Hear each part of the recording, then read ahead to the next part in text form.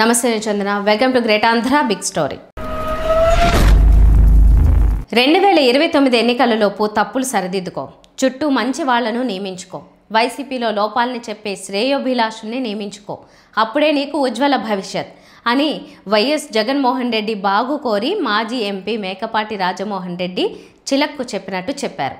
YS Jagan చుట్టూ పనికిరాని batch ఉందనే అర్థం వచ్చే రీతిలో మీడియా ముఖంగా మేకపాటి రాజమోహన్ రెడ్డి చెప్పారంటే ఆఫ్ ద రికార్డుగా ఆయన అభిప్రాయాలు ఎలా ఉంటాయో వైఎస్ఆర్సీపీ శ్రేణులకు ఊహించడానికే భయమేస్తుంది. వ్యక్తికైనా వ్యవస్థకైనా శత్రువులు ఎక్కడో ఉండరు. నెగిటివ్ ఆలోచనలే శత్రువులని మనస్తత్వ శాస్త్రవేత్తలు చెబుతుంటారు. అందుకే జీవితంలో ఏదైనా సాధించాలంటే పాజిటివ్ ఆలోచనలు అత్యంత కీలకం. అలాగే ఒక వ్యవస్థ ముందుకు సాగాలంటే మంచి టీం ఎంతో అవసరం. చెత్త టీం తొలగింపు కూడా అంతే ముఖ్యం. ఈ సూత్రం రాజకీయ పార్టీలకు కూడా వర్తిస్తుంది. ఇప్పుడు వైఎస్ఆర్సీపీ 4 రోడ్ల కూడలిలో నిలిచినుంది. దాని గమ్యం గమనమేంటో అంతు చిక్కడం లేదు. వైఎస్ఆర్సీపీ మళ్లీ అధికారంలోకి రావాలని కోరుకునే వాళ్లు లక్షల్లో ఉన్నారు. ఊరికే ఆశ ఉంటే సరిపోతుందా? అందుకు తగ్గ కృషి అవసరం. తెలుగుదేశం పార్టీ ఘోర పరాజయం తర్వాత ఆ పార్టీని తిరిగి అధికారం వైపు నడిపించేందుకు చంద్రబాబు, లోకేష్ ఎంతో శ్రమించాల్సి వచ్చింది. ఇవాళ కూటమి అధికారంలో ఉందంటే చంద్రబాబు అవసరమైన చోట తగ్గారు. అందరినీ కలుపుకుని ముందుకెళ్లారు. టీడీపీ ప్రతిపక్షంలో ఉన్నప్పుడు చంద్రబాబు నాయుడు నిత్యం జిల్లాల వారీగా పార్టీకి చెందిన సీనియర్, జూనియర్ నాయకులతో టెలికాన్ఫరెన్స్ లో మాట్లాడేవారు. క్షేత్రస్థాయిలో పార్టీ స్థితిగతుల్ని తెలుసుకునేవారు. అవసరమైన చోట మరమ్మతులు చేపట్టారు. ఇవన్నీ చంద్రబాబు, లోకేష్ స్వయంగా చేయడం వల్లే సానుకూల ఫలితాలు సాధించగలిగారు. అంతే తప్ప టీడీపీని నడిపే బాధ్యతల్ని ఎవరికో అప్పగించి అధికారం వచ్చినప్పుడు తాము ముందుకొస్తామని చంద్రబాబు, లోకేష్ వ్యవహరించలేదు. తెలివైన నాయకులు ప్రత్యర్థుల్లోని పాజిటివ్ అంశాలని కూడా స్వీకరిస్తారు.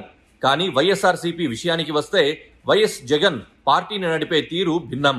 వైఎస్ఆర్సీపీని నడిపించడానికి సజ్జల రామకృష్ణారెడ్డి అనే ఊతకర్రను నమ్ముకున్నారు.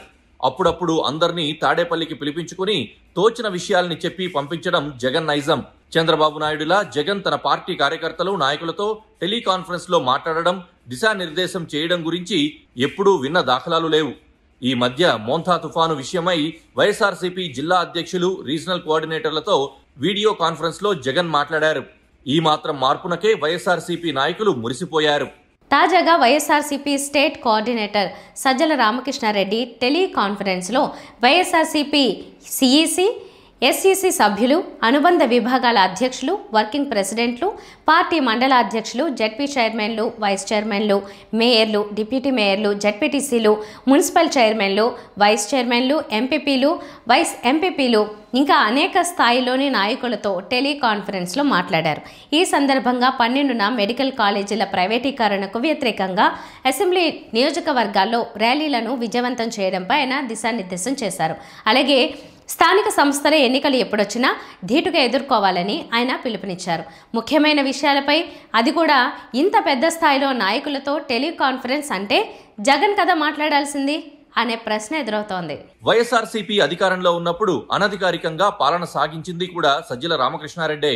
సీఎంగా జగన్ను ఎన్నుకుంటే ప్రతిదానికి తానున్నానంటూ సజ్జల ముందుకు రావడమేంటనే విమర్శ వెల్లువెత్తిన సంగతి తెలిసిందే. ఎన్నికల్లో వైఎస్ఆర్సీపీ భారీ మూల్యం చెల్లించుకోవడానికే సజ్జల ప్రధాన పాత్ర పోషించారు. వైఎస్ఆర్సీపీ ఘోర పరాజయం తర్వాత మాత్రం ఇబ్బంది పడని కుటుంబం సజ్జలదే.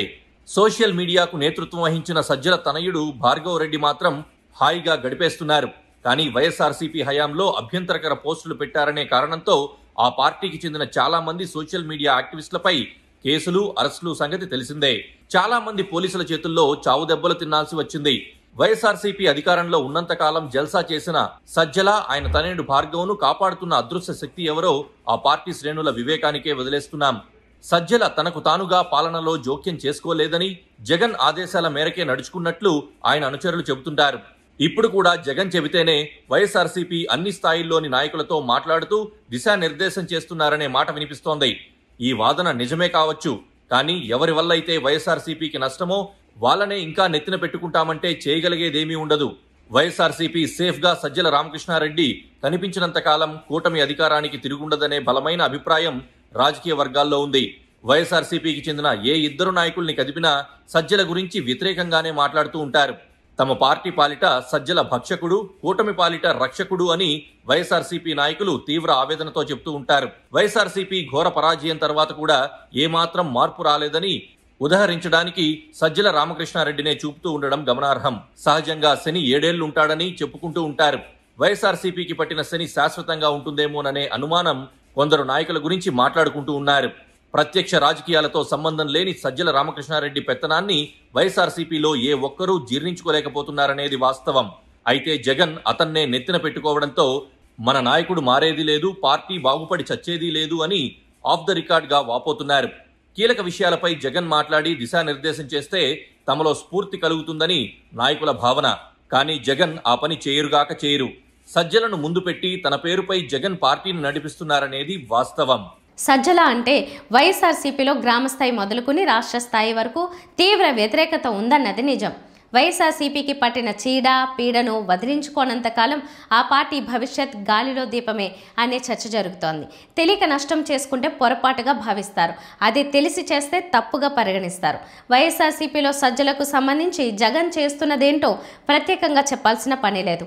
అధికారాన్ని సాధించాలని తపన పడుతున్న జగన్ తప్పుల్ని సరిదిద్దుకోవాలని మేకపాటి లాంటి సీనియర్ నాయకులు బహిరంగంగా చెబుతున్నారు. మేకపాటిలా బహిరంగంగా చెప్పలేని నాయకులు లక్షల్లో ఉన్నారు. మరి ముఖ్యంగా సజ్జలను పక్కన పెట్టవయ్యా అని శ్రేయోభిలాషుల మాట వింటే భవిష్యత్తు ఉంటుంది.